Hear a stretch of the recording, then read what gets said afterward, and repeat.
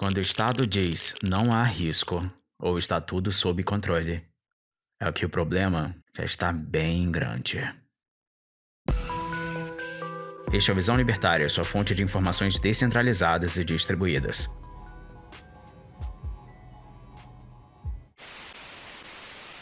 O presente vídeo faz parte de uma série especial de 4 episódios sobre o desastre da usina de Chernobyl. É de extrema importância que, se você não viu os 2 vídeos anteriores, os veja antes de assistir a esse. No primeiro vídeo, tratamos dos problemas do reator RBMK, e no segundo vídeo, dos acontecimentos que levaram ao acidente. Portanto, neste vídeo, trataremos das consequências imediatas do acidente e como o Estado soviético conseguiu piorar a situação com suas mentiras e tentativas de esconder a triste ocorrência. Como você já sabe, uma explosão causada por excesso de vapor no núcleo do reator o deixou totalmente exposto à atmosfera, e os bombeiros foram chamados para conter o incêndio na usina. Mas esse incêndio tinha alguns agravantes. Contrariando as normas de segurança, o betume, um material inflamável, foi usado na construção do telhado do prédio do reator e da sala da turbina. Além disso, o material ejetado provocou pelo menos 5 incêndios no telhado do reator número 3 adjacente, que ainda estava operando. Então, era essencial apagar esses incêndios e proteger os sistemas de resfriamento do reator número 3. Nessa parte da usina, o chefe do turno da noite, Yuri Bagdasarov, queria desligar o reator 3 imediatamente, mas o chefe engenheiro, Nikolai Fomin, não permitia isso. Os operadores receberam respiradores e comprimidos de iodeto de potássio, e foram informados que continuassem trabalhando. O iodeto de potássio protege a glândula tireoide da forma radioativa do iodo liberada por acidentes nucleares. Mas no caso das proporções de radiação liberada na explosão do reator, isso nem de longe os protegeria. Somente às 5 horas da manhã, Bagdasarov seguiu sua própria decisão e desligou o reator. Para piorar, os bombeiros não foram informados de como a fumaça e os destroços eram perigosamente radioativos, e talvez nem soubessem que o acidente foi algo mais do que um incêndio elétrico comum. Grigory Khmel, o motorista de um dos carros de bombeiros, mais tarde descreveu o que aconteceu. Abre aspas. Chegamos lá faltando 10 ou 15 minutos para as 2 da manhã. Vimos grafite espalhado. Misha perguntou: "Isso é grafite?" Eu chutei para longe. Mas um dos bombeiros de outro caminhão o pegou. "Está quente", disse ele.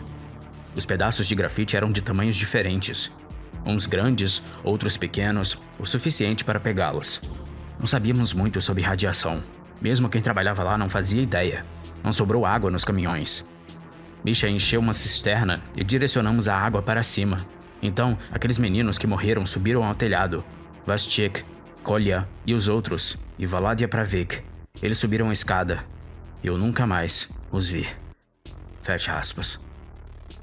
A prioridade imediata era extinguir incêndios no telhado da estação e na área ao redor do prédio que contém o reator número 4, para proteger o reator número 3 e manter seus principais sistemas de resfriamento intactos. Os focos de incêndio no reator 3 foram controlados somente às 5 da manhã, e muitos bombeiros receberam altas doses de radiação. Já o fogo dentro do reator número 4 continuou a arder até 10 de maio de 1986. Pelo menos 188 bombeiros foram até o local naquela noite, e muitos deles não demoraram a apresentar sintomas como vômito, náuseas e até alguns casos de confusão mental. Os bombeiros foram levados ao hospital local de Pripyat. Mas mesmo sendo uma cidade cujo propósito era servir a usina de Chernobyl, Pripyat não tinha como atender a todas aquelas pessoas. Além disso, as roupas que eles usavam estavam contaminadas e emitiam grandes doses de radiação. Elas foram tiradas e jogadas no subsolo do hospital e continuam radioativas até hoje. Dependendo da dose de radiação absorvida pela pessoa, os sintomas podem aparecer após horas ou dias. No caso de alguns bombeiros e operadores de Chernobyl, por conta da alta dose de radiação, isso aconteceu em apenas minutos. Esse problema acontece por causa da radiação ionizante, já que ela consegue alterar o DNA das células, e como resultado, elas não conseguem mais funcionar corretamente. As proteínas necessárias para o funcionamento delas param de ser sintetizadas, e as células que compõem o corpo começam a morrer. Pior que isso, por conta da alteração do DNA, as células também podem não conseguir mais se dividir para formar novas células. Então, horrores dos horrores, nesses casos de alta exposição à radiação ionizante, como as células vão morrendo e não são formadas novas células, as células mortas fazem com que o corpo da pessoa comece a entrar em decomposição enquanto ela ainda está viva. Esses casos são praticamente irreversíveis, e a pessoa morre em questão de poucos dias ou semanas. A explosão e o fogo lançaram ao ar partículas quentes do combustível nuclear e também produtos de fissão muito mais perigosos, como o Césio-137, o Iodo-131, Estrôncio-90 e outros. Os níveis de radiação ionizante nas áreas mais atingidas do prédio do reator foram estimados em 5,6 röntgens por segundo, o equivalente a mais de 20.000 röntgens por hora. Para se ter uma ideia do que isso significa, uma dose letal é cerca de 500 röntgens em 5 horas. Portanto, em algumas áreas, trabalhadores desprotegidos receberam doses fatais em menos de 1 minuto. No entanto, para piorar a situação, o dosímetro da usina, que era capaz de medir até 1.000 röntgens por segundo, foi enterrado nos escombros de uma parte desabada do prédio, e outro falhou ao ser ligado. Todos os dosímetros restantes tinham limites de 0,001 röntgens por segundo e, portanto, eram lidos fora da escala. Assim, a tripulação do reator pôde determinar apenas que os níveis de radiação estavam em algum lugar acima de 0,001 röntgens por segundo, ou 3,6 röntgens por hora, enquanto os níveis reais, na verdade, eram muito mais altos. Não é 3 röntgen, é 15.000. Por causa das leituras baixas e imprecisas, o chefe da tripulação do reator, Alexander Akimov, presumiu erroneamente que o reator estava intacto. Ele ignorou as evidências de pedaços de grafite e combustível do reator espalhados pelo prédio, e as leituras de um outro dosímetro trazido por volta das 4h30 da manhã, sob o pressuposto de que este devia estar com defeito. Akimov permaneceu com sua tripulação no prédio do reator até de manhã, inclusive enviando membros de sua tripulação para tentar bombear água para o reator. Detalhe que nenhum deles usava qualquer equipamento de proteção.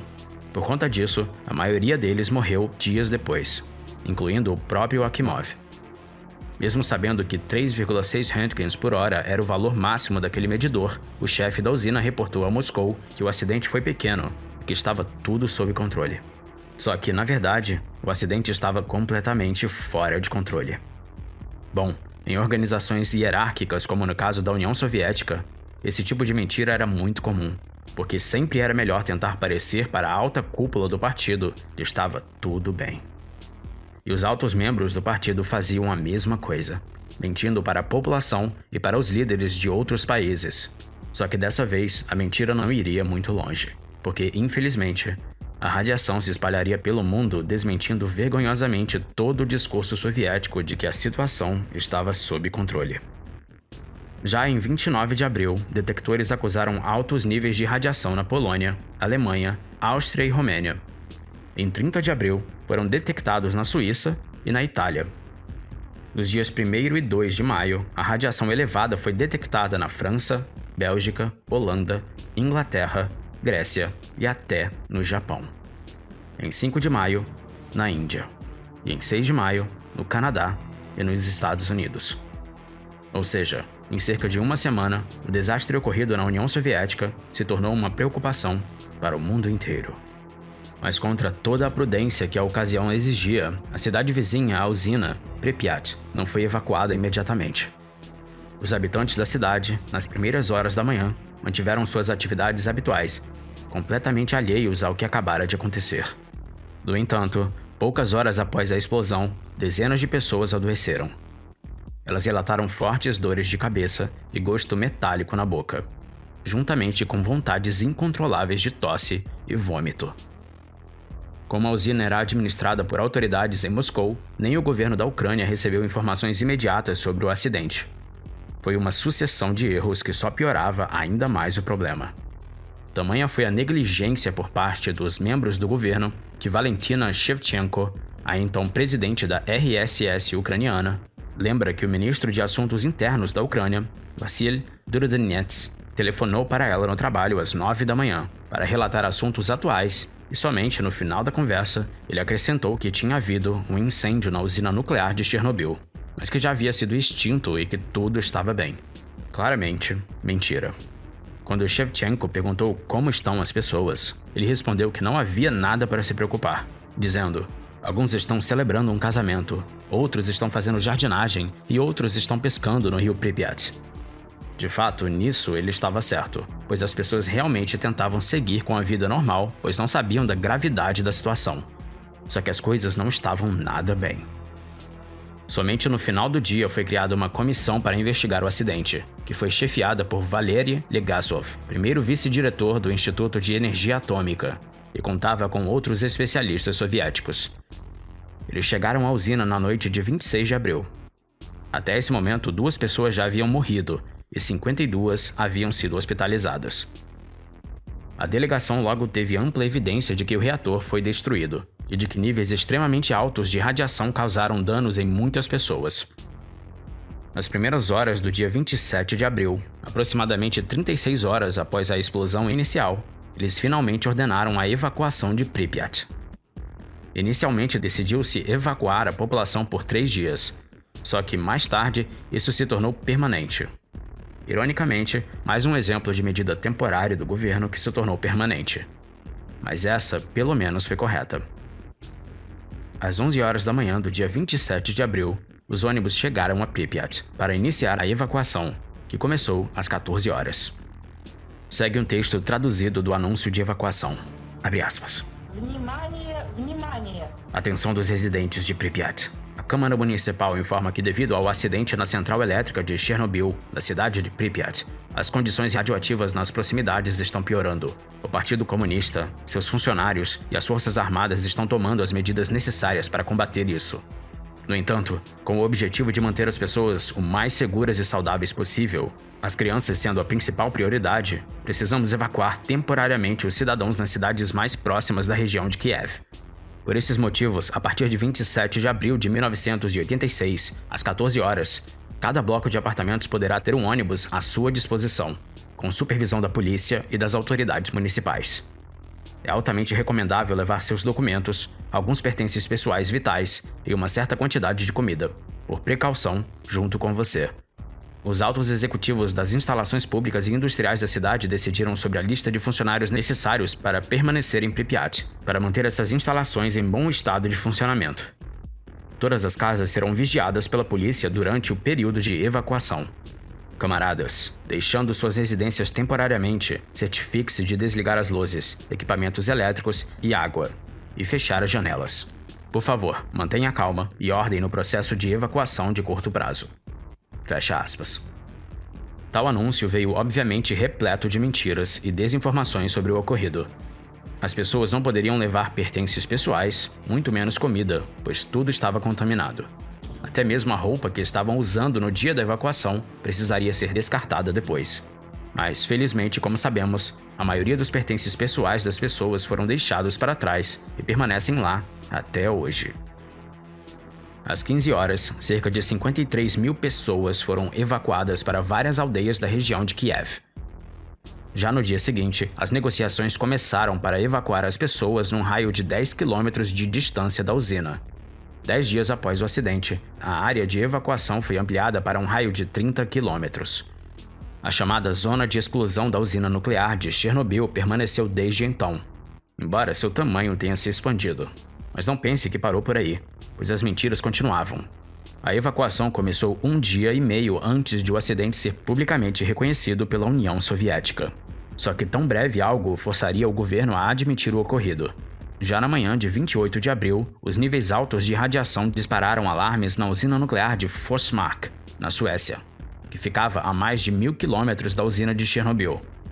Os trabalhadores em Forsmark relataram o caso à Autoridade Sueca de Segurança de Radiação, que concluiu que a radiação só poderia estar vindo de um outro lugar. Naquele dia, o governo sueco contatou o governo soviético para indagar se havia ocorrido um acidente nuclear na União Soviética. Os soviéticos inicialmente negaram, e só depois que o governo sueco sugeriu que estava prestes a registrar um alerta oficial junto à Agência Internacional de Energia Atômica foi que o governo soviético admitiu a ocorrência de um acidente em Chernobyl. E veja, a essa altura, o governo soviético tanto já sabia do acidente e de sua gravidade que até mesmo já havia iniciado a evacuação das cidades próximas à usina. A princípio, os soviéticos apenas admitiram que havia ocorrido um pequeno acidente, mas assim que começaram a evacuar mais de 100 mil pessoas, a dimensão total da situação foi percebida pela comunidade global.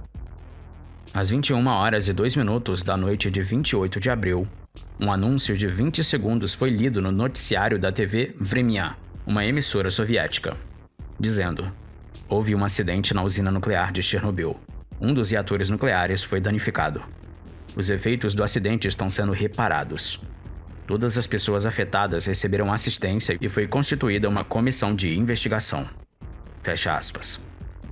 Esta curta mensagem foi o anúncio completo, e foi a primeira vez que a União Soviética anunciou oficialmente um acidente nuclear. A Agência Telegráfica da União Soviética, TASS, como boa propagadora de notícias estatais, então discutiu o acidente de Three Mile Island e outros acidentes nucleares americanos, com o intuito de desviar a atenção das pessoas. No entanto, a menção de uma grande comissão para investigar o acidente indicou a seriedade deste. E então, as subsequentes transmissões de rádio estaduais foram substituídas por música clássica, que era um método comum de preparar o público para o anúncio de uma tragédia, dentro da cortina de ferro. E isso foi apenas o começo das consequências do acidente, que perdurariam ainda por décadas, se estendendo com riscos até os dias atuais, como veremos na quarta e última parte dessa série. Não queira perder isso por nada. Obrigado por sua audiência. Este artigo foi sugerido, escrito e produzido por JJ Liber, revisado por Rodolfo Andrello e narrado por J. Fernandes. Se você gostou deste vídeo, clique no ícone de curtir abaixo e compartilhe o vídeo em sua rede social. Se você deseja ser notificado de outros vídeos, inscreva-se no canal e depois clique no ícone de campainha. Vejo você no próximo vídeo. Até a próxima!